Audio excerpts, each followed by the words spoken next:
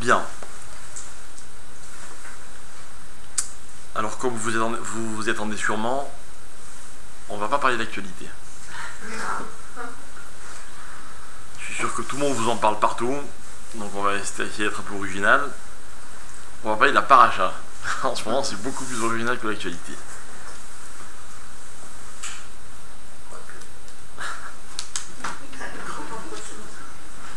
Non, franchement, vous voulez qu'on dise quoi sur l'actualité? Qu'on est mieux en Israël, que le machin... On le sait, on le sait.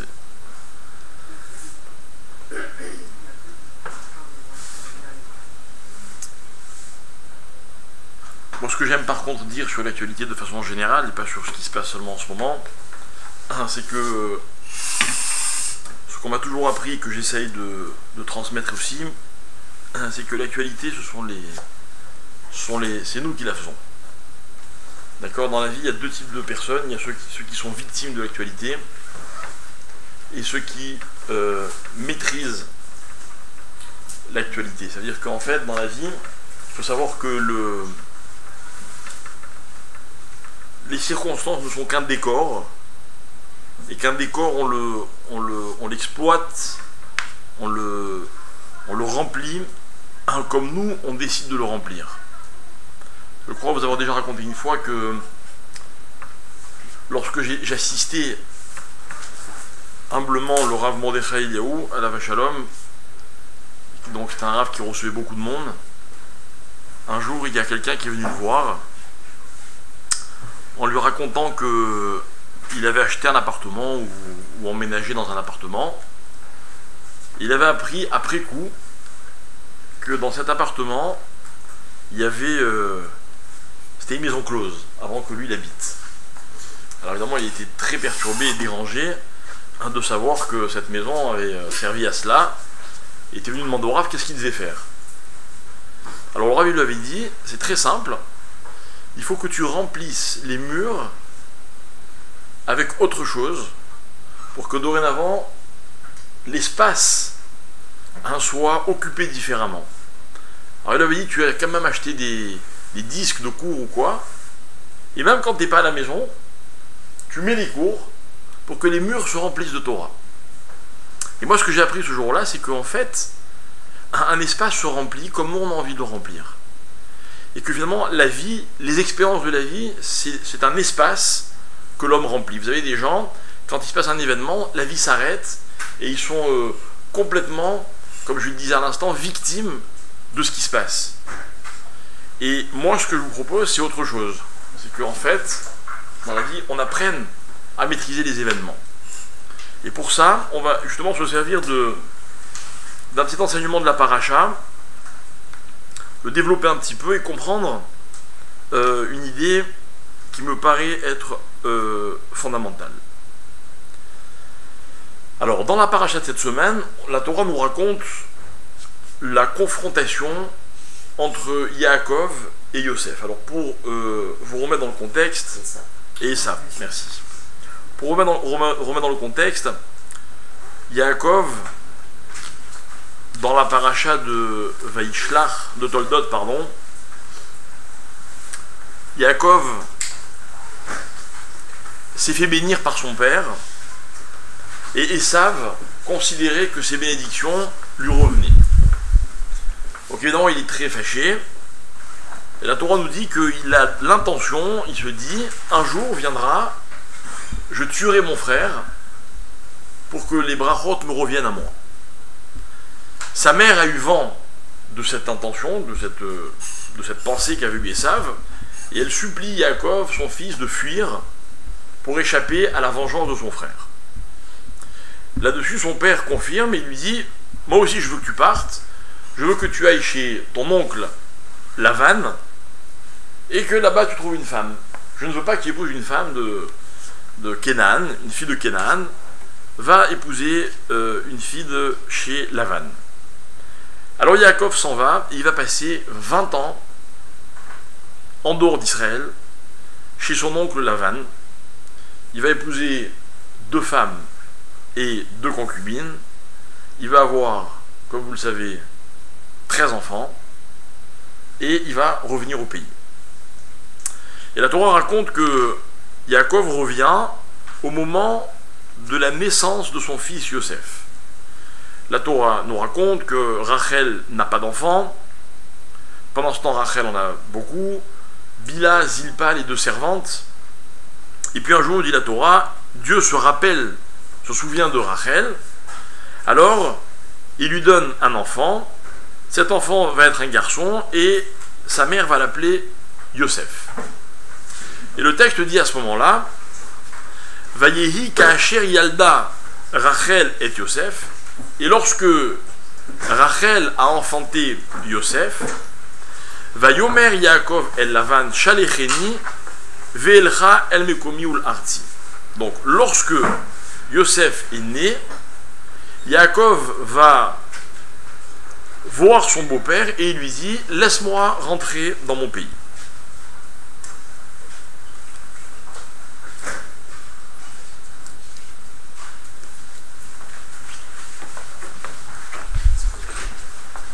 Ne vous excusez pas, j'en veux jamais à ceux qui sont en retard. Je me fais un kiff de le dire d'ailleurs. On fait un deal, je vous dis rien, vous me dites rien.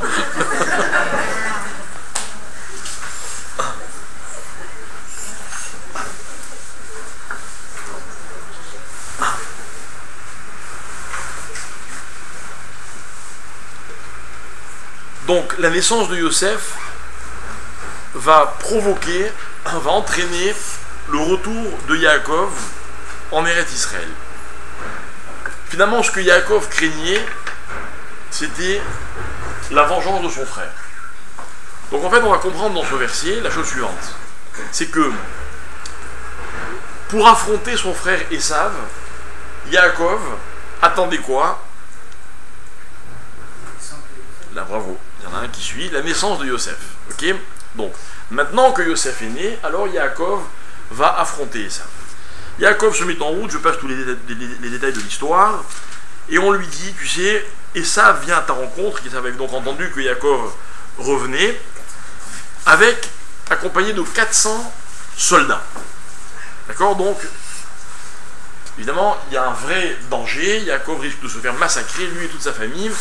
On imagine une famille avec beaucoup d'enfants et contre un guerrier accompagné de 400 soldats.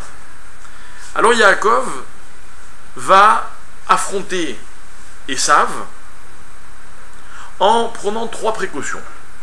Premièrement, la négociation, la diplomatie. Yaakov envoie des cadeaux à Esav. Deuxièmement, Yaakov se prépare à l'affrontement. La Torah nous raconte qu'il divise son camp en deux en disant s'il frappe un camp, l'autre viendra. Bref, un espèce de piège stratégique. Et la troisième précaution, Yaakov prie, sollicite Dieu. Ok. Mais avant cela, la Torah nous raconte que Yaakov envoie un message à son frère Esav. Et dans ce message, il dit à ses émissaires Kotomru la Adoni et Esav, voilà ce que vous allez dire à Esav. Koamar Avdecha Yaakov. Ainsi a dit ton serviteur Yaakov. Im Lavan Garti, Vaechar Ad Ata. J'ai habité avec Lavan et j'ai tardé jusqu'à maintenant, littéralement. Donc j'ai passé beaucoup de temps chez Lavan. Je me suis enrichi, ok, et voilà, je t'envoie un cadeau pour te montrer quoi, que finalement ce que je veux c'est pas la guerre. Ok. Alors le message il est où? Il est selon Rashi dans l'expression que Yaakov emploie lorsqu'il dit Im Lavan Garti Vaechar Ad Ata. J'ai habité avec Lavan jusqu'à maintenant. Et en fait, Rashi va nous expliquer que Yaakov veut dire à son frère la chose suivante. Il dit c'est vrai, j'ai fréquenté Lavan, et peut-être que tu t'imagines que j'ai subi l'influence de Lavan. Alors, on va le faire très grossièrement. Yaakov est un tzaddik, Lavan est un rachat, on va voir pourquoi dans un instant. Ok, donc Yaakov c'est le bon, Lavan c'est le mauvais. Peut-être que Esav s'imagine que Yaakov a subi l'influence de Esav, donc de Lavan. Donc, il est peut-être devenu vulnérable. En d'autres termes, Esav savait que tant que son frère était tzaddik, il ne pouvait rien contre lui. Mais peut-être s'imagine-t-il qu'après avoir subi l'influence de Lavan pendant 20 ans, Yaakov est devenu vulnérable. Yaakov lui dit non, non, pas du tout, je suis resté le même. Comment on voit ça dans le verset? Et Rachid nous dit quelque chose de tout bête. Il dit Im Lavan Garti, j'ai habité chez Lavan, Garti, c'est les mêmes lettres que Taryag. C'est quoi Taryag? 613. D'accord? Un Taryag, 400, 210, 3. Ok? Ne crois pas que je me suis relâché. J'ai continué d'accomplir les 613 mitzvot tout en habitant avec Lavan pendant 20 ans. Ok? Je suis resté le même. Maintenant, si tu veux la guerre, je suis là. On dirait que c'est ce qu'il lui dit, Yaakov. J'ai pas peur de toi. Alors qu'en fait, on sait que Yaakov, il tremble. Il a peur, Yaakov. Ok? Alors, un premier constat que font les Chachamim, Yaakov, c'est le premier personnage de l'histoire à avoir accompli les 613 mitzvot. Ok? D'ailleurs, on se demande même comment. Mais ça, c'est un problème technique. On ne va pas élucider ça ce soir. Mais normalement, c'est impossible d'accomplir les 613 mitzvot. Il y a des mitzvot qui sont réservés uniquement aux Kohanim. Il y a des mitzvot qu'on ne peut accomplir que quand on habite en Israël. Il y a des mitzvot qui sont spécifiques aux femmes. Il y a des mitzvot... Il y a toutes sortes de mitzvot. Bon, il lui dit, j'ai accompli les 613. Et en plus, la Torah n'a même pas encore été donnée. Peu importe. Peu importe. Ce qui nous intéresse à nous, c'est d'apprendre que Yaakov ne craint pas la confrontation avec Esav. Pourquoi? Parce qu'il a accompli les mitzvot. Déjà, il y a un petit type qui est pas mal. Celui qui a accompli toutes les mitzvot, quoi, il risque rien. Elle est belle. D'accord? Avis aux amateurs. Ok? D'un autre côté, il y a encore autre chose qui est intéressant, c'est que on voit que Yaakov, il met en avant le fait d'avoir accompli les mitzvot. Par exemple, on aurait pu imaginer Yaakov dire à Esav, tu sais, j'ai pas fauté. J'ai pas fauté. Ok? Yaakov il dit, j'ai fait les mitzvot. Qu'est-ce qui est intéressant dans les mitzvot? Alors écoutez-moi bien. Les mitzvot, il y a deux catégories de mitzvot. Il y a les mitzvot, les commandements positifs et les commandements négatifs. On les appelle, ces deux types de mitzvot, on les appelle les mitzvot assez et les mitzvot lota assez. C'est-à-dire les mitzvot qu'il faut faire et les mitzvot qu'il ne faut pas faire. Alors moi, ce qui m'intéresse, le petit point sur lequel je voudrais rebondir, c'est que dans les deux cas de figure, on emploie le verbe faire. C'est-à-dire que le mot mettre dans la mitzvah, c'est l'action. J'ai fait ou bien j'ai pas fait. Je voudrais que vous compreniez que de ne pas faire, ça s'appelle faire aussi. Vous voyez? Quelqu'un qui aurait pu faire du mal et qu'il ne le fait pas, il a fait une mitzvah. Vous comprenez? C'est beau. C'est-à-dire que chez nous, l'action, elle n'est pas seulement une dynamique. L'action, elle est même quand on sait se retenir. Le mot qui définit la mitzvah, que ce soit dans l'accomplissement ou au contraire dans la retenue, c'est le mot faire. Or, ce qui est intéressant, c'est que le mot faire, la asot, c'est la racine étymologique du nom de Esav. On a l'impression que Yaakov répond veut dire à son frère, tu sais, entre toi et moi, tu sais qui c'est qui a fait? Ça aurait dû être toi. C'est toi qui t'appelles Esav. C'est moi qui ai fait. J'ai fait les 613 mitzvot. Et cette dimension qui est celle de Yaakov, celle de l'avoir accompli, lui permet d'être serein dans la rencontre qu'il attend avec Esav. L'histoire de Yaakov qui quitte la maison de Lavan et qui retourne sur la terre d'Israël. nos Ramim nous disent la chose suivante. Donc on s'appuie sur un enseignement du Gaon de Vilna, le fameux Gras, qui dit la chose suivante. En fait, il faut savoir une chose, c'est que dans la Torah, l'histoire se répète. C'est-à-dire qu'il y a un grand principe dans la Gemara qui dit la chose suivante, Maaseh Avot, Siman Labanim. Les agissements des pères sont des indices pour les enfants. Et en fait, si la Torah prend la peine de me raconter l'histoire de Abraham, de Yitzhak, de Yaakov, de Moshe, etc., pourquoi elle prend cette peine? C'est parce que elle veut que je m'inspire de ce que mes pères ont fait. On m'a toujours appris un principe que je m'efforce d'appliquer. La meilleure chose à faire, vous savez ce que c'est? C'est ce que nos parents ont fait avant nous.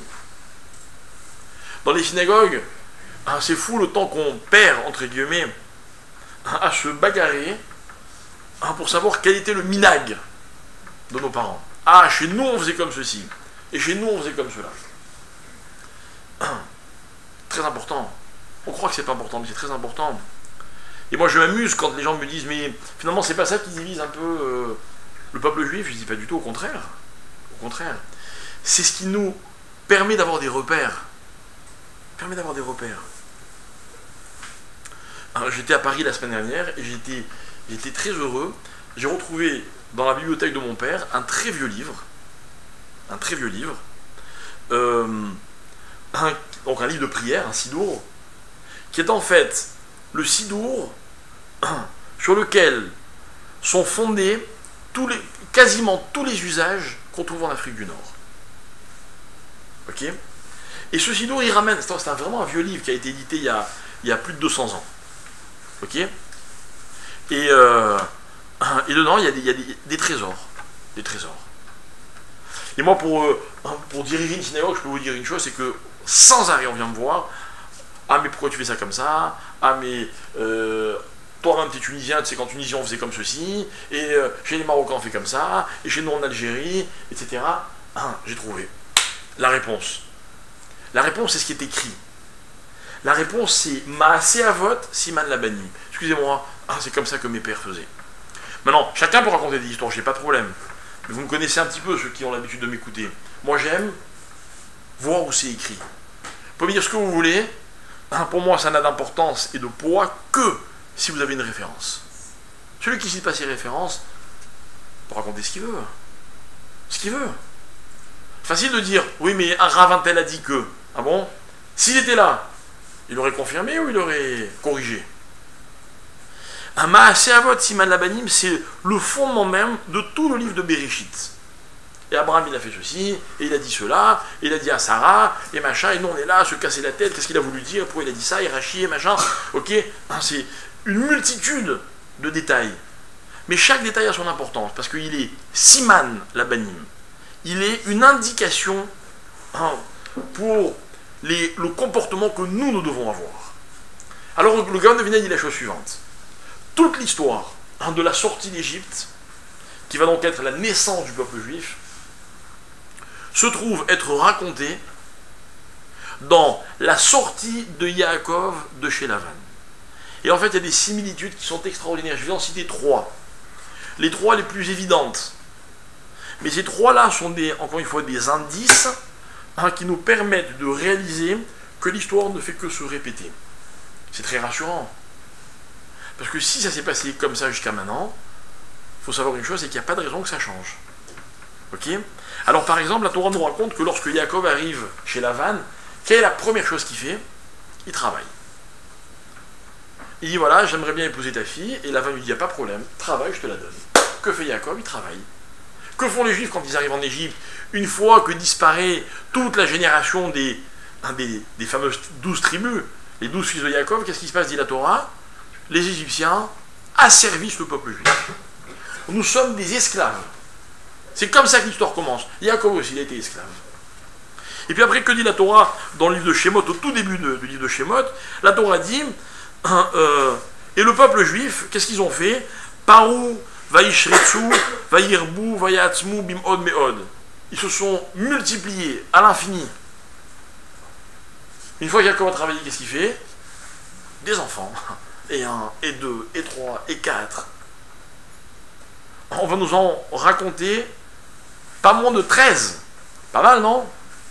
Quand on pense que son père, il a eu que 2 enfants, et encore avec 2 femmes, et que son grand-père, il a eu que 2 enfants, et encore avec 2 femmes. Non, enfin, son père avec une femme, pardon.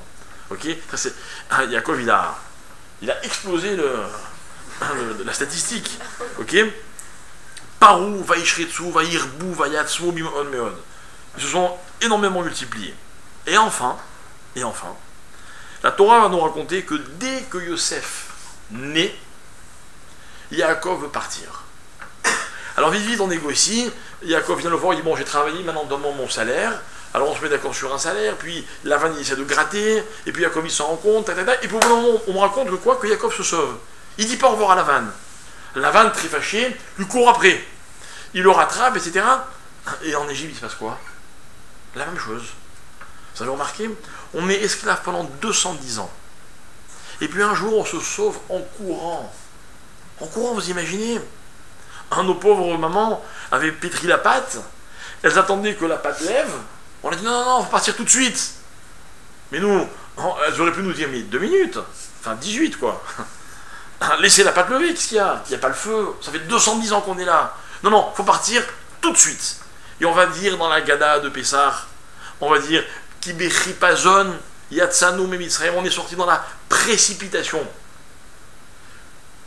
Et je suis désolé de vous le dire, mais il y a un moment où il va falloir se sauver. Vous voyez que l'histoire se répète?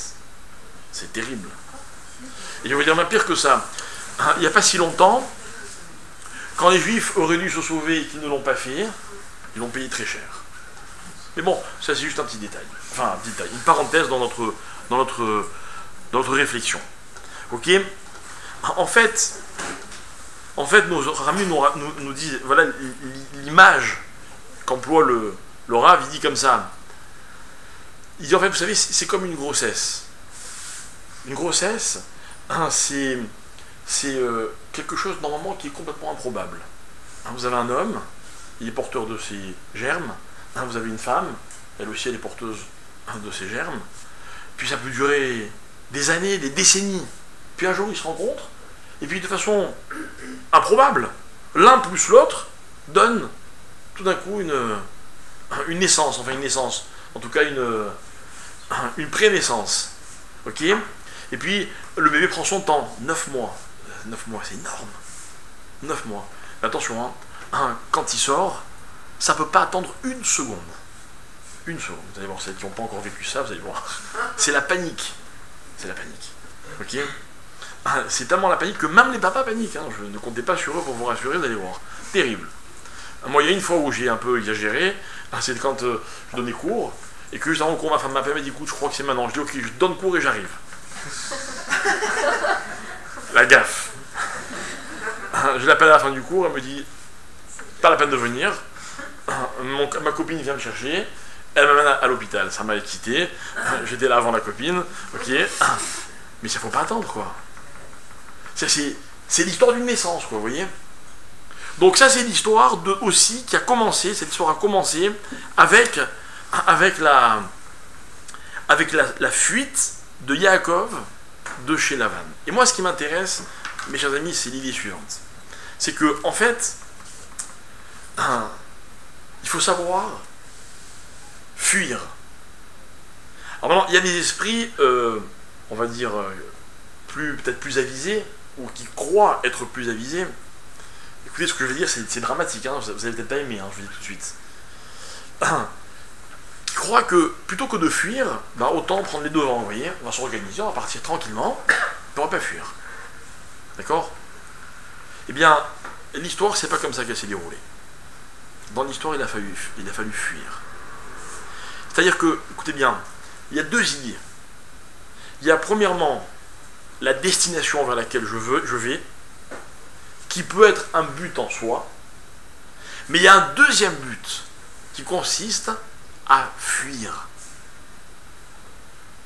l'endroit duquel on vient.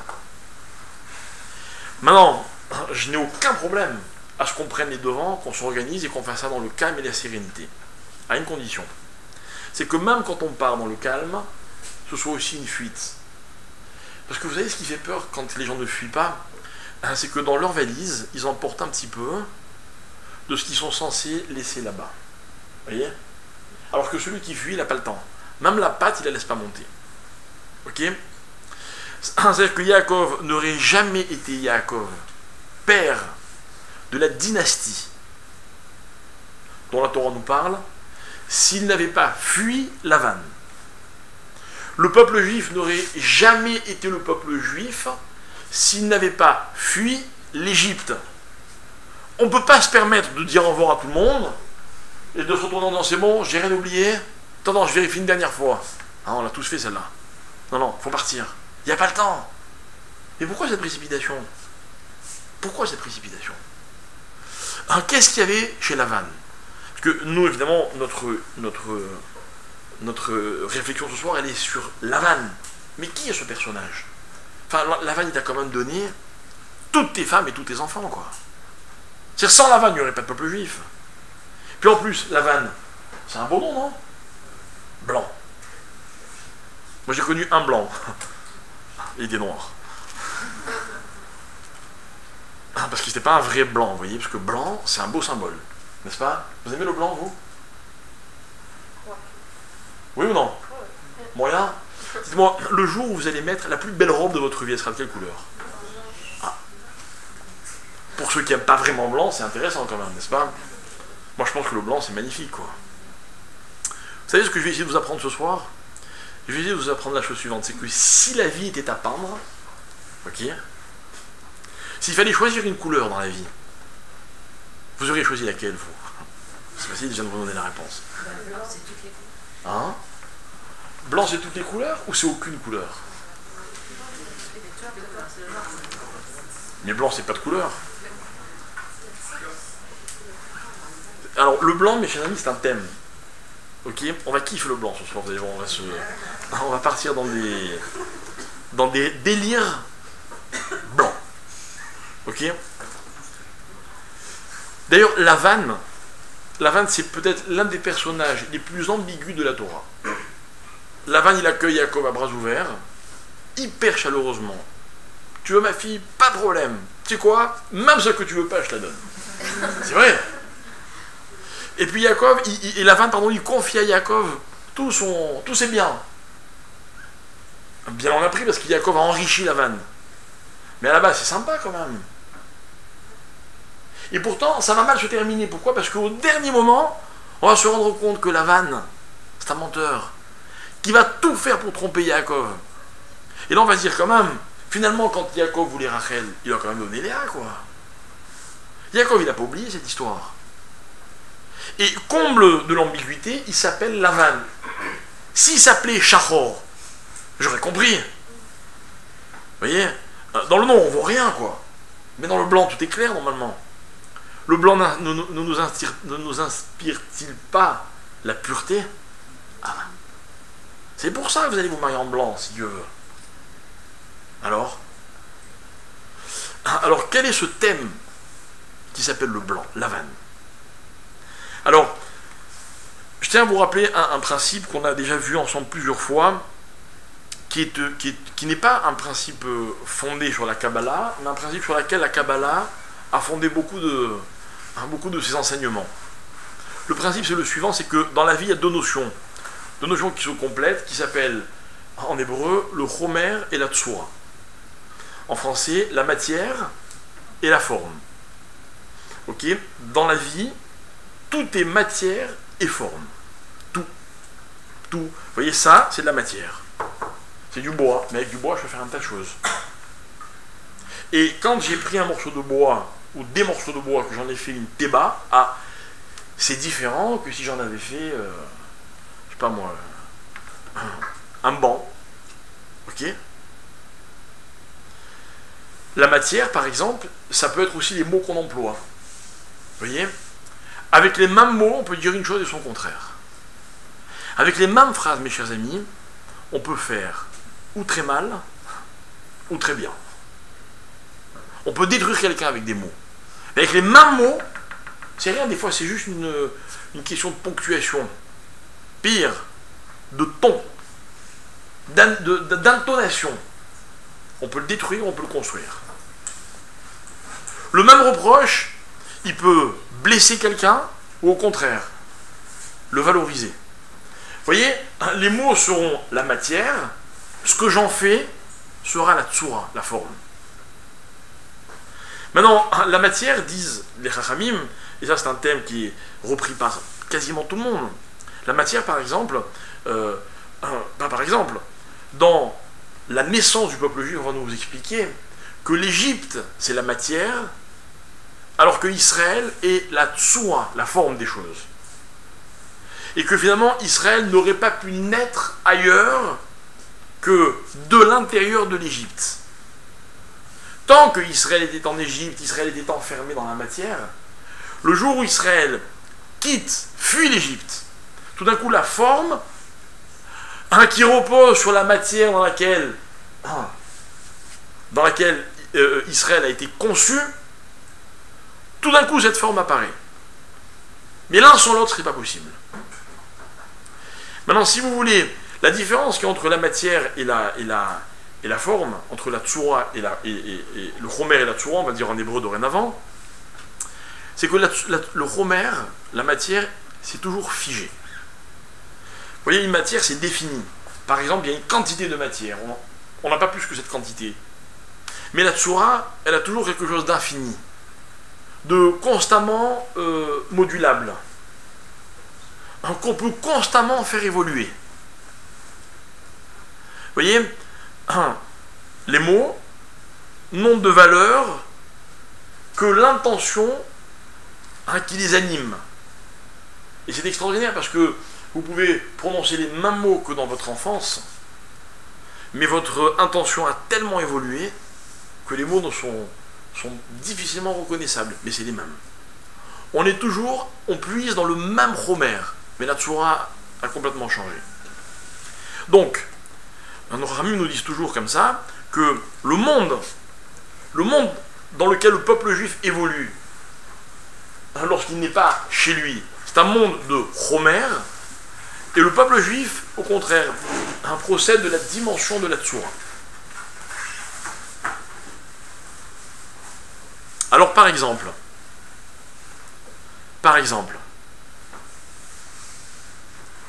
le blanc, l'avane. Est-ce que l'avane pour vous c'est plus du chomer ou de la tsura? Est-ce que le blanc est une matière, comme les autres couleurs, ou le blanc est une forme, c'est-à-dire quelque chose qui n'est pas complètement défini? Vous savez, quand on rentre dans une pièce dans laquelle les murs sont tout blancs, on peut avoir l'impression qu'il n'y a pas de couleur. Ah, les murs sont bruts. Ok. D'un autre côté, le blanc est aussi une couleur. Pourquoi? D'abord parce qu'un blanc reste rarement blanc. N'est-ce pas? Moi, hier soir, j'étais dans un mariage.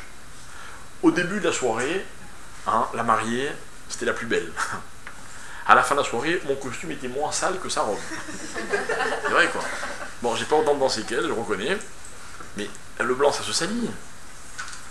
D'un autre côté, ce qu'il y a de bien dans le blanc, et c'est peut-être pour ça que ça se salit, c'est que le blanc, c'est la seule couleur qui permet aux autres d'être authentiques. C'est-à-dire quand vous prenez un pot de peinture, je ne sais pas de quelle couleur il est, peu importe. Quand vous prenez ce pot de peinture, avec ce pot de peinture, vous peignez un mur. Si le mur est blanc, la couleur est intacte, celle que vous rajoutez dessus. Si le mur n'est pas blanc, la couleur ne sera jamais, attention à l'expression, elle-même. D'accord? C'est-à-dire comme ça, imaginons qu'on parle d'un personnage, et imaginons que ce personnage soit blanc. L'inconvénient du blanc, c'est que des fois, on ne le remarque pas. C'est pas une couleur. N'est-ce pas? Quelqu'un a dit ça tout à l'heure, pas une couleur. D'un autre côté, quand une personne est blanche, ok, alors toutes les autres peuvent exister, peuvent être elles-mêmes. C'est-à-dire que si dans une société, dans une relation, je suis blanc, l'autre n'a aucun problème pour exister. Si je suis d'une autre couleur, l'autre sera toujours teinté de la couleur qui est la mienne.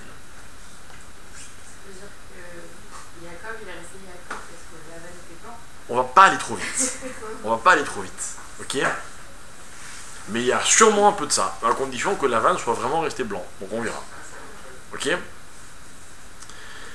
Mais tout à l'heure, quand je vous ai dit, si la vie devait être peinte, si on devait définir une couleur, choisir une couleur pour la vie, ce serait laquelle que vous choisiriez, vous? Pardon? Bleu ciel. Ouais. Rose, non, peut-être? La vie en rose. Moi, je peux vous dire que je connais plein de gens qui l'avoueront jamais, hein. Il y en a peut-être même ici ce soir, qui peignent la vie en noir. Vous voyez? La vie est noire. Et de temps en temps, dans le noir, il y a des petits points de blanc comme ça, vous voyez? Mais il y a des gens qui peignent, qui savent peindre la vie en blanc. Maintenant, ce qui est extraordinaire, c'est que quand le fond est blanc, alors toutes les couleurs existent vraiment. Et qu'en fait, avant que vous choisissiez, vous décidiez de la couleur de votre vie, sachez une chose, c'est que pour vivre les expériences pleinement, mais attention, là aussi, il y a un petit mode d'emploi, on verra peut-être plus tard, ok? Pour que les expériences soient vraiment intenses, il faut que le fond soit blanc. Et quand dans la vie, on rentre dans une expérience, et qu'à l'origine, avant d'y entrer, on n'est pas blanc, on ne peut pas vraiment vivre l'expérience de façon authentique. Elle sera toujours teintée du fond qui était là avant l'expérience. Vous voyez? C'est dur, hein? C'est en fait, dans la vie, il faut savoir pénétrer dans les expériences en étant pas transparent, mais blanc. Vous voyez? Blanc, c'est juste un peu moins grave que transparent. Le problème, c'est que quand on est blanc, des fois, on ne remarque pas. On ne voit pas toujours le blanc. C'est une couleur qui n'est pas très visible. À mon avis, c'est ça le pshat, l'explication du drapeau blanc, vous voyez? Le drapeau blanc, c'est une façon de dire à l'autre, tiens, mets la couleur que tu veux. Moi, je suis blanc. T'acceptes comme tu es. Mais je crois que dans la vie, la plus grande tentation, c'est la couleur. C'est tout sauf blanc. Tout sauf blanc. Ok? On va voir. La question qu'on va poser maintenant, c'est la suivante. Si le blanc est une couleur et qu'il existe, ok? On va poser une double question. Premièrement, à quel moment Dieu a créé le blanc? À quel moment? C'est marqué où que Dieu a créé le blanc? Le vert, c'est marqué. Dieu a créé les arbres. Donc il y a du vert, du marron, toutes les couleurs qu'on trouve sur les arbres, vous voyez? Mais le blanc, qu'est-ce qui est blanc dans la vie? Ou alors on va dire qu'il a créé en premier en assimilant la lumière. Ah, pas mal. Il a dit que on peut envisager que le blanc a été créé au moment de la création de la lumière. On ne va pas seulement envisager, c'est ça la réponse. La réponse, dit le Zohar, écoutez bien, le Zohar dans un texte qui s'appelle le Hydra Rabbah. Le texte dit comme ça. Lorsque Dieu a créé la lumière, comment ça se passe? Vayomer Elohim Yehi Or. Que la lumière soit. Vayehi Or. Alors, la lumière. Ok? Écoutez bien. Vayar Elohim et Or Kitov. Alors Dieu a vu que la lumière était bien. Vayavdel Elohim ben Or ou ben Achosher. Alors Dieu a séparé la lumière de l'obscurité. Et moi je demande, quelle obscurité?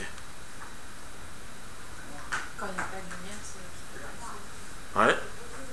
Alors c'est vrai que juste avant il y avait marqué Ve'aretz aitato bavou ve'chosher al pene tehom. Ok?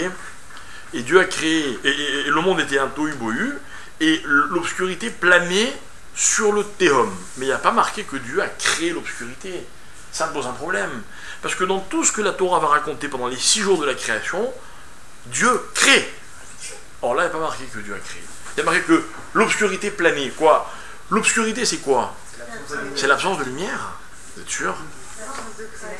Donc finalement, voilà, quand rien n'est créé, alors il y a l'obscurité. Alors dans ces cas-là, ça veut dire quoi? Que Dieu crée la lumière dans un premier temps, et que dans un deuxième temps, il sépare la lumière de l'obscurité. Mais pourquoi les séparer? Ça n'a rien à voir. Ça n'a rien à voir. L'un est une création, et l'autre n'en est pas une. Ce qui veut dire que dès que Dieu crée la lumière, il n'y a plus d'obscurité. que l'obscurité était l'absence de création. Je ne peux pas envisager une chose pareille. Il n'y a pas de hasard. Il n'y a rien qui existe qui n'ait été créé par Dieu. C'est contraire à la Torah de considérer une chose pareille. Non. Tout ce qui existe, Dieu l'a créé. Voilà pourquoi on va envisager que l'obscurité telle que la Torah, qui est citée dans la Torah avant la création de la lumière, n'a rien à voir avec l'obscurité qui émerge de la création de la lumière. Et qu'en fait, écoutez bien, comme je vous l'ai répété d'innombrables fois, et je ne cesserai de le faire, le principe fondamental de la création du monde, c'est que tout ce que Dieu a créé, il a créé avec un contraire. Et que le contraire est toujours la définition de la notion à laquelle il est opposé. En d'autres termes, vous savez ce que c'est la lumière? C'est le contraire de l'obscurité. Ça veut dire quoi, c'est le contraire de l'obscurité? C'est que là où s'arrête la lumière, commence l'obscurité. Mais attention, là où s'arrête l'obscurité, commence la lumière. C'est ça une définition. Et les Haramim vont expliquer dans le Zohar quelque chose d'incroyable. Avec quoi on obtient la lumière? Imaginez que vous êtes dans le désert, vous n'avez rien. Et vous voulez créer la lumière. Comment vous faites? Comment vous faites? Quel est le premier support de la lumière? Le feu. Le feu. C'est-à-dire que l'origine de la lumière, c'est le feu. D'ailleurs, or, qui veut dire lumière, veut également dire feu. Ok? Le feu, d'ailleurs le feu éclaire. N'est-ce pas? D'ailleurs, lorsque les Chachamim des temps modernes veulent savoir est-ce que Shabbat on a le droit d'allumer ou d'éteindre ou de créer une lumière, avant même de parler de l'électricité, l'origine de la halacha va être la création d'un feu le Shabbat. Créer du feu, c'est interdit. Donc, la question est de savoir est-ce que ça s'appelle du feu ou pas. Vous connaissez la réponse, tant mieux. Mais c'était ça la question. On connaît souvent la réponse avant de connaître la question. La question à l'origine, c'était ça. Ça s'appelle du feu ou ça ne s'appelle pas du feu? Parce que qui dit lumière dit feu. Mais le Zohar continue et nous explique une chose qu'on connaît tous, mais pas... On ne la connaît pas comme le Zohar nous l'explique. Le Zohar dit dans le feu, il y a deux parties. Deux parties. Il y a la partie blanche et la partie noire. C'est quoi la partie blanche? La partie blanche, c'est ce qui éclaire dans le feu. D'accord? Mais le feu, c'est pas que un éclairage. C'est quoi le feu aussi? C'est-à-dire, ça brûle. Ça tue. Chaleur. Ça détruit, voilà le mot que je voulais entendre. D'accord? C'est-à-dire que quelqu'un qui allume du feu, et puis avec ce feu, il s'éclaire. C'est bien. Je ne parle pas maintenant de source de chaleur, ça c'est encore une autre dimension du feu. Mais comment on obtient la lumière grâce au feu? Il faut un combustible, n'est-ce pas? Or, écoutez bien. Écoutez bien. Au moment où le feu produit de la lumière, au même moment, c'est simultané, le feu détruit. Il n'y a pas de feu sans lumière, il n'y a pas de feu sans destruction, quel que soit le combustible. Alors on va dire le Zohar. La lumière que produit le feu, c'est le blanc. Le combustible que détruit le feu, c'est le noir. Et il va nous dire comme ça le Zohar, il n'y a pas de blanc sans noir, et il n'y a pas de noir sans blanc. Et moi je vais un peu extrapoler. Et je vais tirer comme enseignement de ce texte du Zohar que finalement dans la vie, tout le problème c'est de savoir qu'est-ce que me rapporte ce qui me coûte. Qu'il est impossible de gagner sans perdre. Ou plutôt on va le dire différemment, qu'on ne peut pas gagner sans sacrifier, c'est pas possible. Vous avez déjà gagné dans votre vie? Sans aucun doute. Sans aucun doute. Mais vous avez aussi perdu. Et si vous ne savez pas perdre, vous ne pouvez pas gagner. Et c'est pour ça que je m'amuse, moi, de l'inquiétude du monde face à ces problèmes écologiques. C'est ce que c'est le problème écologique? Le problème écologique, c'est qu'est-ce qu'on gaspille pour que ça nous rapporte. Mais si on veut que ça nous rapporte, on est obligé de détruire. Et puis si Dieu a créé le monde et qu'il a dit aux hommes, bah allez-y, en profitez-en, c'est que cette planète, sa vocation, c'est quoi? Hein, c'est de nous fournir ce dont on a besoin. Mais arrêtez de me dire qu'un jour ça va finir. C'est pas vrai, c'est faux. Ça finira le jour où l'histoire du monde sera terminée. C'est-à-dire que je peux vous assurer et vous garantir, et j'en prends l'entière responsabilité. Hein, c'est que le jour où il n'y aura plus, eh ben on n'aura plus besoin. Voilà. Vous y croyez, vous, ça? Ouais. Avec votre argent, c'est pareil? Hein? Ça, c'est encore un problème, on va voir. Est-ce qu'avec votre argent, vous avez le même raisonnement? Il y a, tant mieux. Il n'y a plus, ah ben c'est que j'ai plus besoin. Pourquoi vous rigolez? Je suis hyper sérieux. Hyper sérieux. S'il n'y a pas, peut-être que ça veut dire que j'ai pas besoin.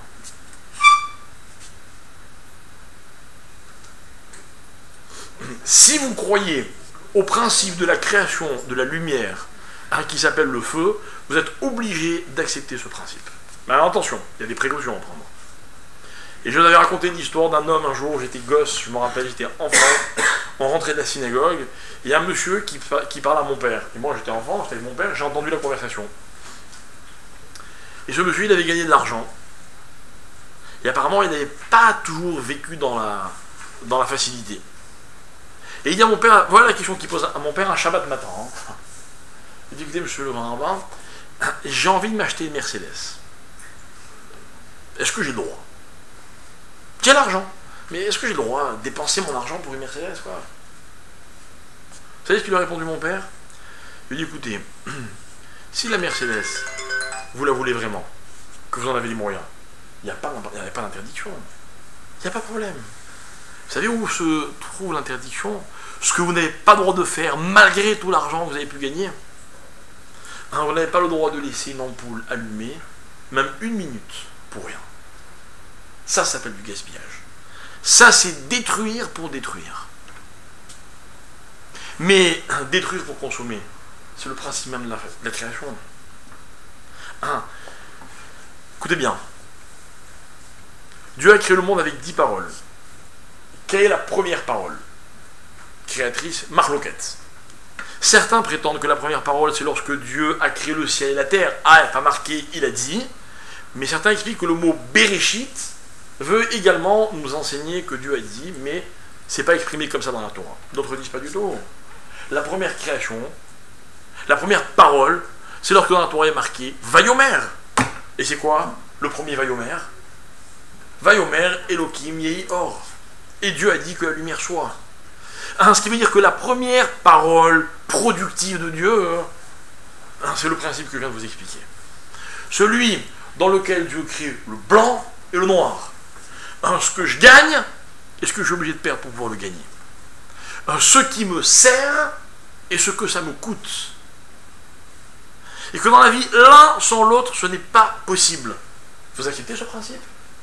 Alors arrêtez de pleurer quand vous perdez du temps. Arrêtez. Arrêtez de pleurer quand vous dépensez de l'argent. Arrêtez. Mais tout coûte dans la vie. Hein, vous imaginez une mère qui dit, lorsque la nuit, son bébé pleure dans la nuit, oh là, quelle bêtise j'ai faite alors de... Mais non. Vous les voulez, les enfants? Eh bien, il y a un prix à payer. Il n'y a pas de parent au monde qui n'a pas payé un prix conséquent pour avoir des enfants. Il n'y a pas. Et alors l'enfant, il nous fait payer avec toutes les monnaies du monde. Hein. La santé, le temps, la patience, l'argent, tout. Le sommeil. Le sommeil, c'est la santé. Mais il y a un parent qui n'est pas prêt à le faire. Mais non, il n'y a pas de question. Ça rapporte tellement d'enfants. Tellement. Tellement de bonheur. C'est tellement le sens de la vie que quoi que vous voulez que j'économise sur ma vie pour ne pas donner naissance à cet enfant. Pas possible. Vous voyez, c'est le blanc et le noir. C'est comme ça. Comme ça que Dieu a créé le monde. Ceci étant dit, ok, ceci étant dit, on revient à notre idée de définition. Ok, vous savez ce que c'est une définition? Moi, j'adore définir les choses. Moi, pour moi, je ne comprends que ce que j'arrive à définir. Vous voyez, quand je parle avec quelqu'un, bon, je parle pas avec quelqu'un que je rencontre comme ça, j'ai une discussion, ok, mais quelqu'un que je vais, avec qui je vais passer du temps, avec qui je vais créer une vraie relation, j'ai besoin de le définir. Sinon, je ne le comprends pas. C'est pas grave, je ne comprends pas tout le monde, mais j'ai besoin de le définir. Bon, quand on m'explique quelque chose, je découvre un enseignement, ok. Vous savez, des fois, quand je prépare un cours, je peux lire 10 fois le même passage. 10 fois. Il faut que je l'analyse, mais pas pour l'analyser, pour le définir. L'enseignement, il m'amène où? La définition des choses. Définition des choses. La meilleure définition de quelque chose.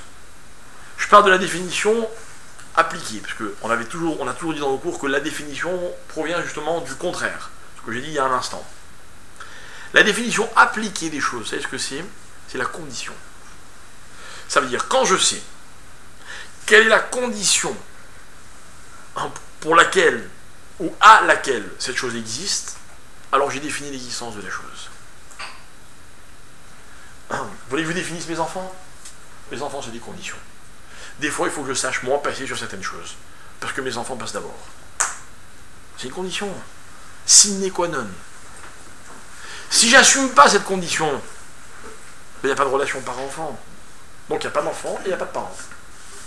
Je me marie, et ouais, mais dans un mariage, il y a des conditions. Conditions. Et attention, hein, l'autre conjoint sera toujours là pour vous rappeler les conditions préétablies. Toujours. Même quand vous les respectez. Mais il a raison. S'il n'y a pas de conditions, il n'y a pas de définition. Hein, s'il n'y a pas de définition, il n'y a pas de consistance. Alors comment ça marche? Ça marche comme ça, que lorsque Dieu crée le monde, ok, on nous dit dans la Torah toujours, on nous dit que les 5 livres de la Torah sont comprimés dans le premier livre. Que toutes les parachiotes du premier livre sont comprises dans la première paracha. Que toute la première paracha est incluse dans le premier verset. Et que tout le premier verset se trouve dans le premier mot, et que le premier mot se trouve dans la première lettre. Vous savez à quoi ça fait penser? À un contrat, dans lequel il y a une clause, ok, et puis après c'est que des sous-chapitres. Étant dit que ceci, donc dans le cas où, voilà ce qui va se passer.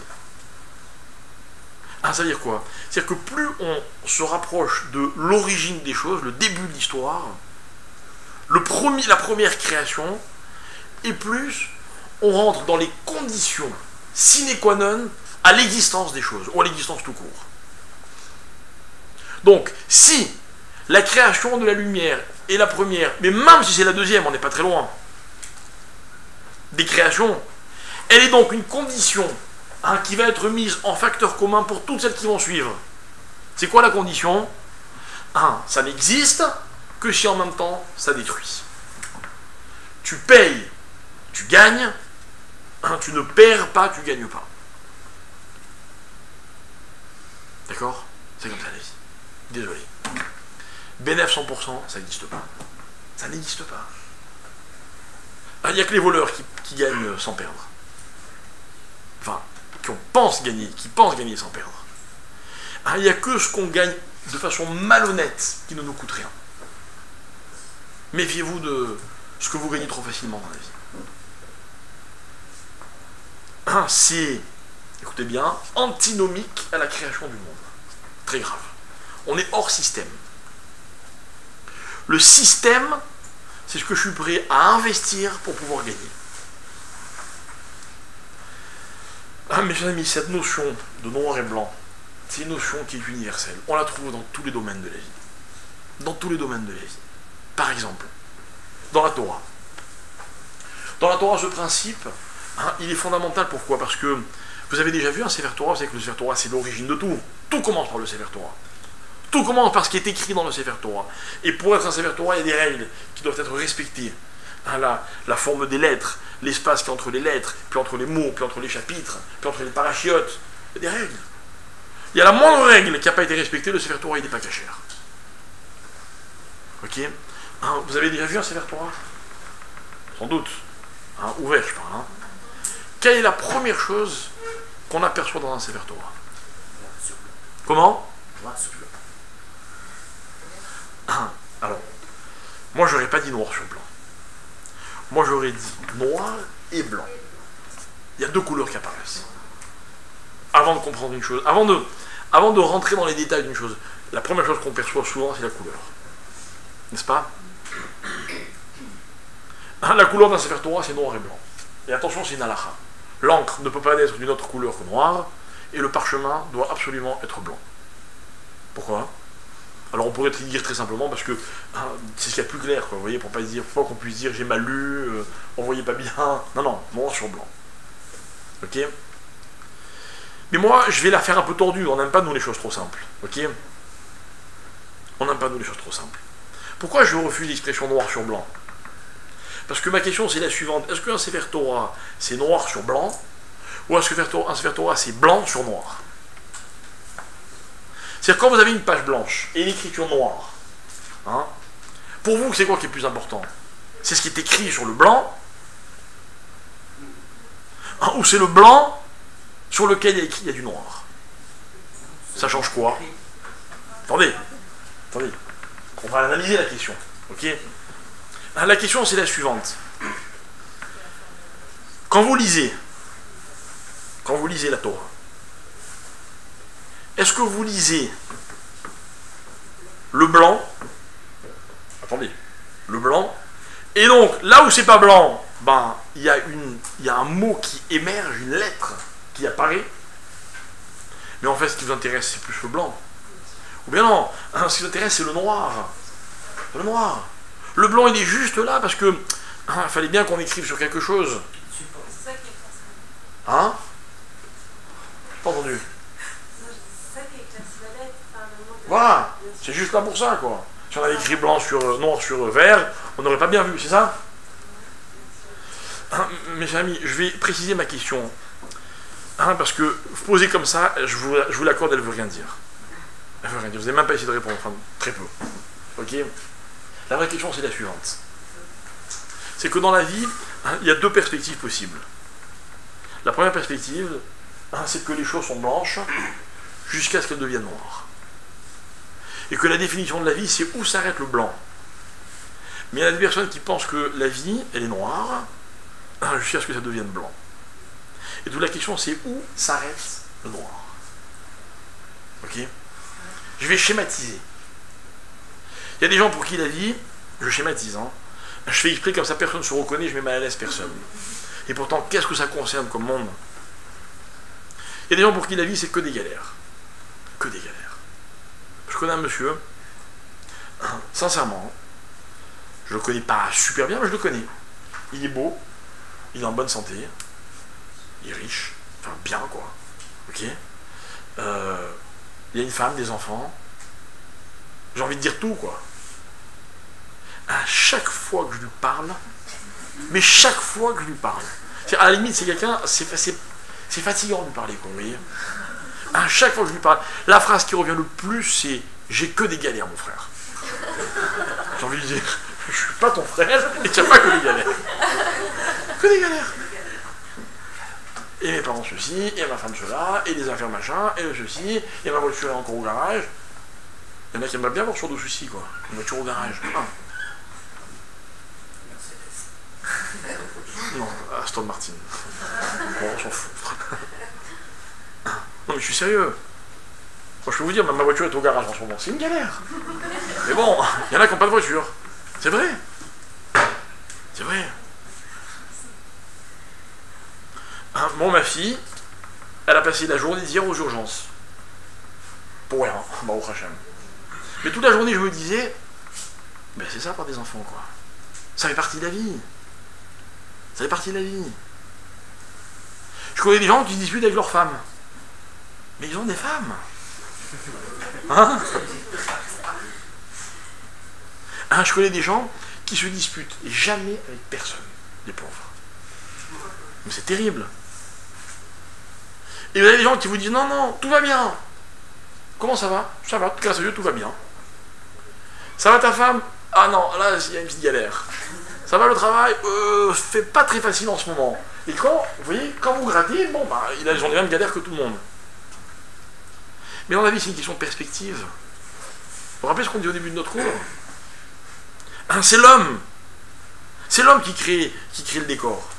Enfin, c'est l'homme qui remplit l'espace.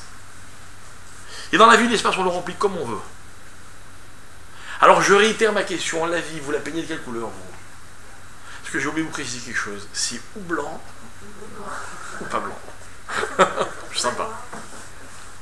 Mais il n'y a pas d'autre alternative. Alors, vous savez ce que c'est une vie blanche? Une vie blanche, c'est une vie dans laquelle il n'y a pas de couleur. Jusqu'à ce qu'il y ait de la couleur. Mais quand il y a de la couleur, c'est vrai. Vous avez des gens, c'est des rêveurs. Ils aimeraient bien voir la vie en rose. Mais ils se rendent compte que la vie, elle n'est jamais complètement rose. Et puis quand sur le rose, ils mettent du rouge, du vert ou du bleu, c'est jamais vraiment bleu, ou rouge, ou vert. Alors, vous préférez quoi, vous? Vous avez des gens qui sont blancs. Des fois, on ne les remarque pas. Ils ne sont pas toujours devant. Mais les gens qui vivent avec eux, ils existent vraiment. Vous voyez? Vous avez des gens qui ne sont pas blancs, on les voit partout. Ceux qui vivent avec eux, ils ont beaucoup plus de mal à exister.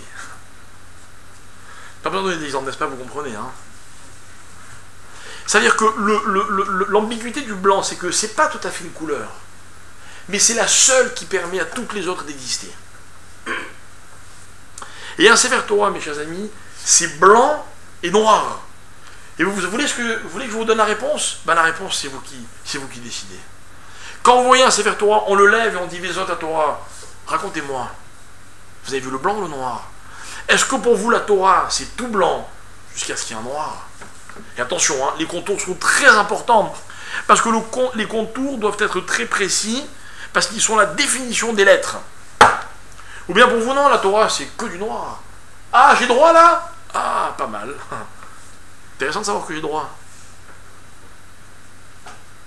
Moi, je me rappelle quand j'étais gosse, pour moi, je disais toujours à mes copains, la Torah, dans la religion, on n'a rien le droit de faire. Pourtant, je suis né là-dedans. Hein. Mais j'avais l'impression comme ça que tout était interdit. Je peux vous dire qu'aujourd'hui, j'ai complètement changé d'avis. Complètement changé d'avis. Et je plains ceux qui considèrent la Torah comme du noir sur du blanc, qui croient que tout est interdit, jusqu'à ce que l'interdiction s'arrête, et qui finalement peignent toute la vie de cette façon. C'est vrai. Et puis qui vous disent, bon ben le mariage, c'est des contraintes, les enfants, c'est des obligations, le travail, voilà, et tout est comme ça, quoi. Mais vous savez, ça va rien changer concrètement à la vie. Hein. Ne croyez pas que si demain vous vous levez et vous êtes un super optimiste, les choses vont aller mieux. Non, non, faut pas croire ça comme ça. Non. Nous, on est conscient d'une chose, et la Torah, elle nous le répète.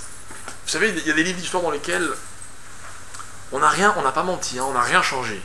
On a juste enlevé des passages.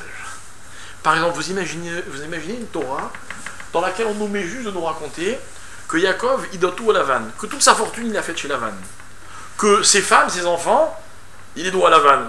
Ça n'aurait pas été une Torah plus simple? Ça n'aurait pas été plus simple de nous enseigner que dans le peuple juif, il a toujours tout gagné, seul, que c'est un peuple qui ne doit rien à personne, et qui ne s'est jamais sauvé de nulle part? Pourquoi on me raconte que Yaakov, il a volé les brachot à Esav? Pourquoi?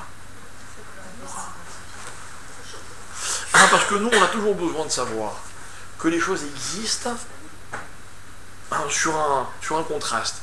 Quel est le fond? Quel est le fond? Quel est le fond? Alors, dans l'histoire de Lavan, c'est clair. L'histoire de Lavan, c'est que le fond, il est Lavan. Que Yaakov n'aurait jamais pu autant exister si son beau-père ne s'était pas appelé Lavan. Mais attention, Lavan, il ne reste pas blanc, puisqu'il devient menteur. C'est quoi un menteur? C'est celui qui transforme le blanc. Et qui vous dit, c'est pas tout à fait blanc. Hein. C'est-à-dire que même le blanc, il le rend noir. Donc, le problème de Lavan, pour nous, il n'existe pas. Notre problème, c'est pas de comprendre qui est ce personnage, mais de savoir d'où on vient. D'où on vient. L'origine, c'est très important. Pourquoi? Parce que l'origine, c'est le contraste. Voilà d'où je viens, et voilà ce que je suis. Et alors? Et alors? Et alors si je suis français, américain, anglais, ou je sais pas quoi? Ce qui compte, c'est venant de là où je viens, voilà ce que j'arrive à être. Vous voyez, la vie, c'est de savoir où les choses, jusqu'où les choses vont. Maintenant, dans le contexte de ma vie au quotidien, j'ai toujours deux possibilités. C'est de considérer qu'il y a du noir jusqu'à ce que ça s'arrête, ou du blanc jusqu'à ce que ça s'arrête. Et la Torah, elle est noire et blanc.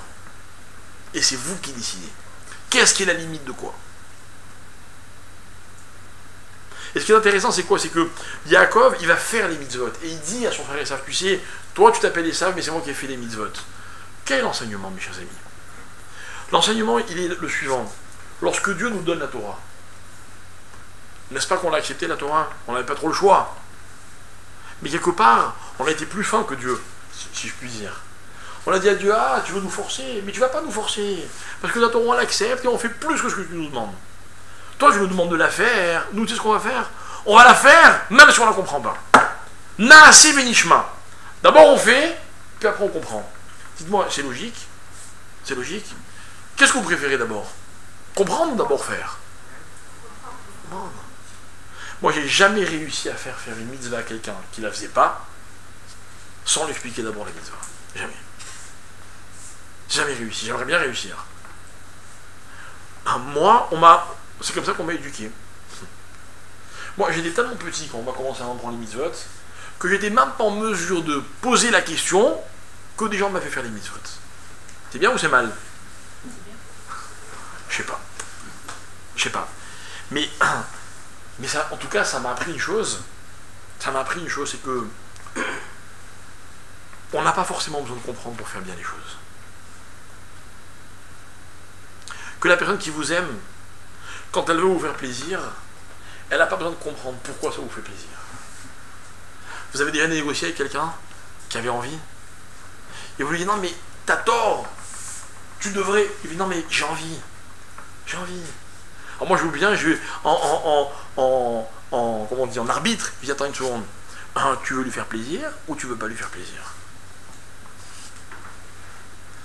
Moi une histoire que j'adore, je sais même pas si elle est vraie, mais c'est possible. C'est l'histoire d'un rave que je connais bien, qui un jour reçoit un couple, c'est la guerre. C'est la guerre. Puis la femme elle dit au rave, vous comprenez, tout ce que je lui demande il me dit non. Et il a toujours une bonne raison. Là il a le travail, là il est occupé, là il est fatigué, là ceci. Alors le rave lui dit donnez-moi un exemple. Il dit ouais je lui donne un exemple. La semaine dernière il rentre du travail, j'avais des maux de tête terribles. Je lui dis je t'en prie tu peux pas aller m'acheter une boîte d'acamol à la pharmacie? Il n'a pas voulu. Alors le mari il réagit, il dit mais enfin c'est quoi j'ai pas voulu? J'ai envoyé le petit, t'as allé acheter une boîte d'acamol. Sûr. Tu les as eu tes acamol? Vous savez ce qu'il répond le rave? Le rave dit écoutez monsieur, je crois que votre femme, elle avait peut-être des acamol à la maison. Elle avait envie que vous alliez lui acheter des acamol. Je ne sais pas si elle est vraie cette histoire. La femme elle existe c'est sûr. Vous savez quoi? Je peux peut-être même la comprendre. Qu'est-ce que tu discutes? J'ai envie. Maintenant, c'était un peu poussé d'avoir envie que son mari l'ait acheté alors qu'elle les a à la maison. Peu importe, c'est pas ça le débat. Le débat, c'est quand on veut faire plaisir à quelqu'un, qu'est-ce qui compte? Ce qu'on fait ou ce qu'on comprend? Ce qui est extraordinaire, c'est que dans la vie, on va se rendre compte que on n'est pas obligé d'exister par ce qu'on fait. Parce que le problème de comprendre et faire, c'est quoi? C'est que comprendre, c'est se positionner, c'est créer un lien avec ce que je vais faire avant de le faire.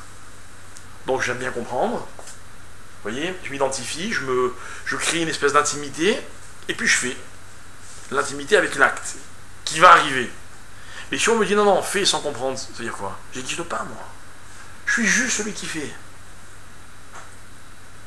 Et bien dans la vie, c'est ça à faire. Faire, c'est autre chose que d'exister par ce que je fais. Parce que celui qui fait, et grâce à ça il existe, il fait pas, il existe. C'est autre chose, c'est une autre démarche. Qu'est-ce qu'il dit Yaakov à Esav? Il dit t'as pas compris une chose Esav. Tu es un homme courageux, tu es un homme d'action. C'est un guerrier Esav. C'est toi qui aurais dû incarner cette dimension, celle de faire. Ça veut dire tu es blanc. Et sur le blanc de s'écrit, et puis ça se voit, c'est clair. Voilà ce que c'est faire, avant de comprendre.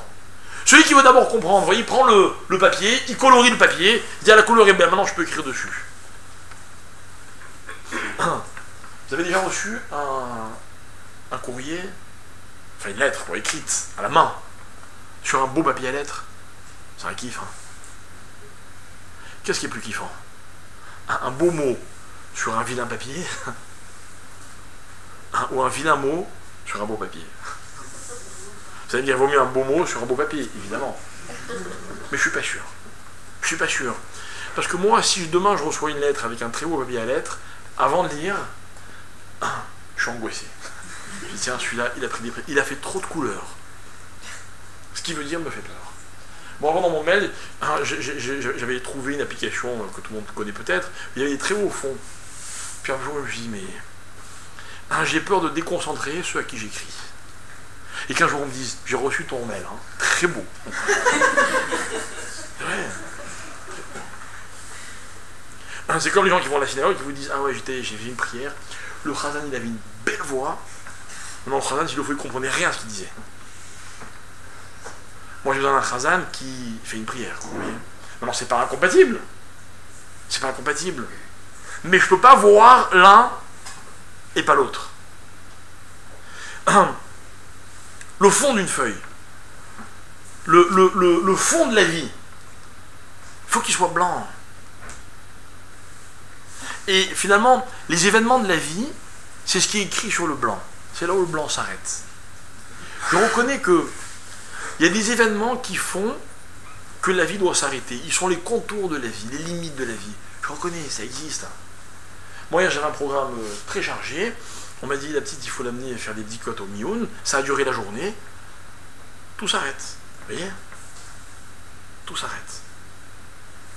Tout s'arrête, mais le fond reste le même. Elle n'a pas... c'est pas une tâche indéfinie sur une feuille de papier, et puis on ne voit plus la couleur du papier. Non. Ça reste une lettre qui est écrite sur un fond blanc. Mais dans la vie, des fois, c'est très facile de basculer. Et de croire que finalement la vie c'est une succession de galères. C'est vrai que le même jour vous avez un enfant à l'hôpital puis la voiture au garage, c'est une galère. Je compare pas, c'est une galère. Plutôt, c'est bon, jusqu'où là, oh. Non, ça c'est pas que des galères la vie. C'est pas que des galères. Quand vous voyez un Sefer Torah, c'est que des lettres. Mais s'il n'y a pas le blanc, les lettres ça ne veut rien dire. C'est ça la vanne. Maintenant, ce qui est intéressant, c'est que Yaakov, il a fui Lavan le jour où Lavan n'était plus tout à fait Lavan. C'est-à-dire où lui, il ne pouvait plus exister en étant lui-même. Moi, j'ai toujours dit que les dangers de la diaspora, de l'exil, c'est qu'il y a eu des exils dans lesquels on avait l'impression d'être complètement nous-mêmes. Alors on était bien. On n'avait pas de problème. Vous avez remarqué comme des fois c'est plus dur d'être nous-mêmes, c'est-à-dire en tant que juif, en Israël, que ailleurs. Parce que là-bas c'est noir sur blanc. Ou blanc sur noir, comme vous voulez. Non, ici c'est pas noir sur noir. Ici c'est blanc sur blanc. Ici se définir c'est beaucoup plus difficile. Mais malheureusement, il y aura toujours un moment où là où on croyait qu'on avait réussi à se définir, on va se rendre compte que c'est pas possible. Que finalement, le fond n'est pas si blanc. Mais le propre d'un juif, c'est de voir le blanc avant tout le reste. Puis dessus, il y a écrit des choses. Alors tout ça, c'est une très belle théorie.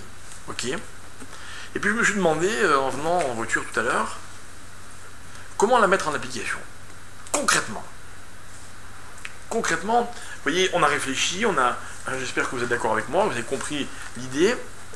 Mais dans ma vie de tous les jours, ça change quoi? Alors quoi, j'aurais pu faire un cours en disant il y a les optimistes et les pessimistes. Bon, j'aurais bien résumé le cours, n'est-ce pas, jusqu'à présent. Mais, encore une fois, l'application. La vraie, pas la virtuelle. L'application des choses, c'est la suivante. Je me suis dit que j'allais vous donner un exemple qui pour moi est un défi. Un défi qu'on doit tous se lancer, qui est fondamental parce que le Zohar nous explique, je vais vous citer tout de suite dans un instant, le Zohar, que que c'est un fondement dans la vie. Un fondement qui va être à l'origine de nos réussites et de nos échecs. De nos fautes et de nos mitzvot. De notre souffrance et de notre bonheur. Vous voyez, je vais loin. Hein. Vous avez compris que ce que je vais dire, c'est grave, quoi. Je vais pas vous dire... travailler... dites merci et bonjour tous les matins, non. Non. On va parler de quelque chose qui est beaucoup plus fondamental, important, contraignant, mais qui a de la vraie valeur. La Torah nous raconte, la Gemara dit quelque chose de terrible. La Gemara dit que sur 9 personnes qui meurent, pardon, sur 10 personnes qui meurent, 9 meurent à cause, bravo, du Aïnara, du mauvais œil. Vous savez ce que c'est le mauvais œil? Hein? Est-ce que vous avez déjà été confronté au mauvais œil? Quelqu'un peut me raconter une histoire de mauvais œil? Hein? Moi, par exemple, on parle de voiture, j'ai acheté une voiture il y a quelque temps. La première semaine, okay, il ne s'est même pas écoulé une semaine, elle était neuve. Il y a un arabe qui m'est rentré dedans, qui m'a défoncé la voiture, il n'a pas d'assurance, il n'a pas d'argent, c'est mort. La galère, quoi, vous voyez? La galère, on va, on discute, machin, la police, le truc, pas de solution. Seule solution, je traîne en justice et je sais que, de toute façon, il n'a pas d'argent. J'ai un peu fait mon enquête. D'accord? Donc j'hésite, j'attends, ça prend quelques mois, etc. Je fais réparer ma voiture, celui que je vous dis. Au bout d'un moment, ok, dans ma voiture, elle est réparée, elle est belle. Il ne s'est pas écoulé une semaine. Une semaine. Je suis garé sur un trottoir, près d'un trottoir, j'ouvre la porte, il y a un scooter, donc je le vois même pas arriver, paf! Le gars il tombe, je me dis, voilà, mais il s'est tué avant de penser à la portière. Ok, et je l'entends dire, en français, hein, attends, j'ai une galère, je te rappelle dans 5 minutes. Il se retourne, il me dit, oh, le rabbin, petit truc. Une galère! Qu'est-ce que je vais faire maintenant? Et pour moi, il en tort. Moi, on a dit qu'on allait voir un Dayan, il va décider, machin, mais c'est une galère, quoi, vous voyez ce que je veux dire? Une galère. C'est un copain. Hein? Ils font le plomb pour l'œil. Ah, le piège, c'est l'œil. J'ai raconté avec les médias, c'est un œil sur toi. Alors moi, je vous explique quelque chose. Hein. Même pas en rêve. Hein? L'œil qui s'en va, et l'œil ni vient, ni s'en va. Non, il ni vient, ni s'en va. Attendez, ce serait un peu trop facile, quoi. Si j'ai bien écouté votre cours, ouais. C'est nous-mêmes qui nous faisons faire à ce moment-là ce genre de galère par rapport à... Là, c'est plus qu'écouter, c'est anticiper. Je vais y arriver. Je vais y arriver, parce que moi, ce que je veux qu'on comprenne, c'est que le mauvais œil, c'est pas celui dont je suis victime, c'est celui que moi, je produis. C'est ce que c'est le mauvais œil? Je vais vous expliquer moi ce que c'est le mauvais œil. Voilà ce que la Gemara veut dire.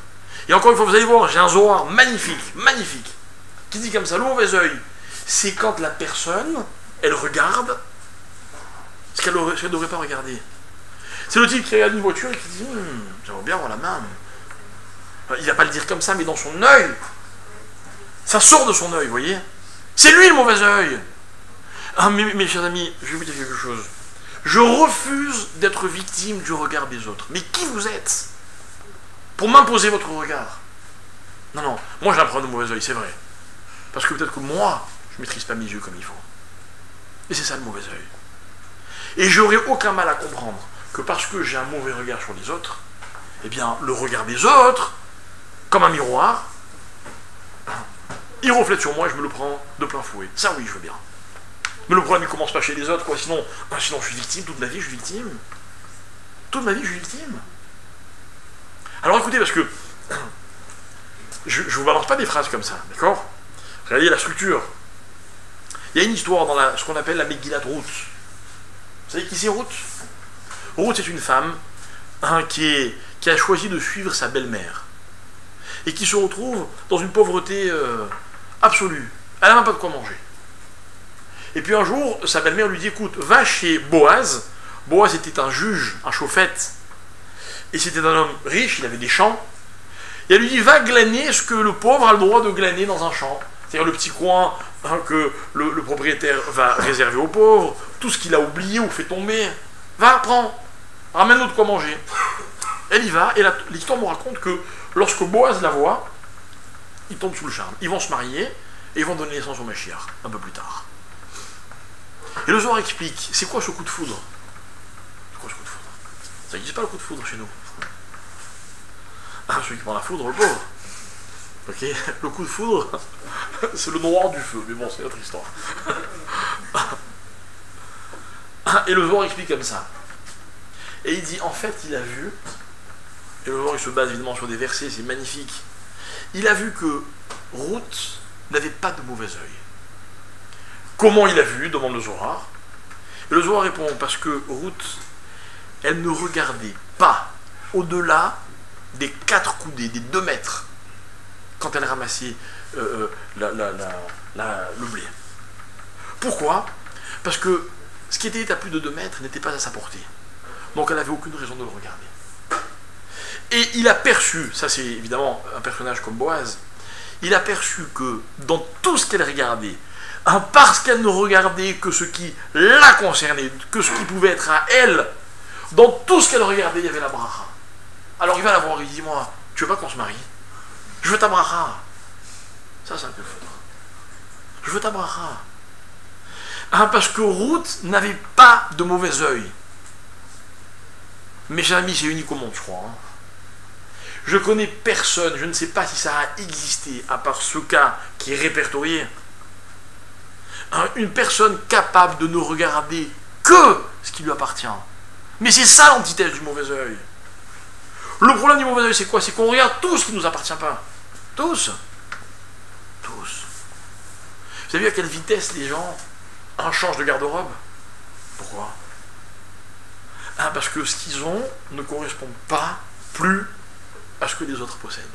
Et ça, c'est insupportable. Insupportable. Il faut être dans le coup. Mais comment être dans le coup? Quand on regarde ce qui se passe ailleurs. Quand on regarde ce qui se passe ailleurs. Vous savez, en fonction de quoi on trouve une personne belle ou pas belle, homme ou femme, vous savez quoi? En fonction du regard des autres. C'est un exemple, mais je défie à quiconque de me dire que je me trompe. C'est un défi que je vous lance. Que quelqu'un ait le courage de me dire non, c'est pas vrai. Moi j'aime quelqu'un, je le trouve beau ou belle, uniquement, c'est mon goût à moi. Allez, va.